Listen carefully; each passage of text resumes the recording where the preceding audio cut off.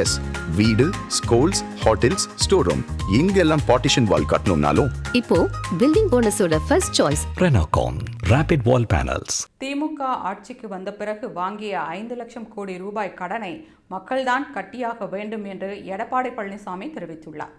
மாதவரம் தொகுதி பாடியநல்லூரில் நடந்த மக்களை காப்போம் தமிழகத்தை மீட்போம் பொதுக்கூட்டத்தில் பேசிய எடப்பாடி பழனிசாமி 2021 சட்டமன்ற தேர்தலின் போது 100 நாள் வேலை திட்டம், கேஸ் மானியம், பெட்ரோல் டீசல் விலை குறைப்பு, மாணவர்கள் கல்விக்கடன் ரத்து என கொடுத்த எந்த வாக்குறுதியையும் திமுக நிறைவேற்றவில்லை.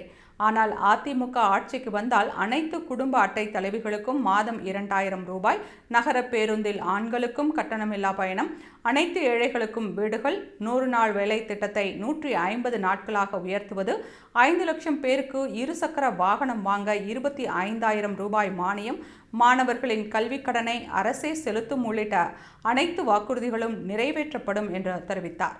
கொடுத்த வாக்குறுதிகளை நிறைவேற்றாததால் முதல்வர் ஸ்டாலினுக்கு தோல்வி பயம் வந்துவிட்டது என்று குறிப்பிட்ட இபிஎஸ், அதிமுக கூட்டணி அதிக இடங்களை வென்று தனி பெரும்பான்மையோடு ஆட்சி அமைக்கும் என்று சூளுரைத்தார்.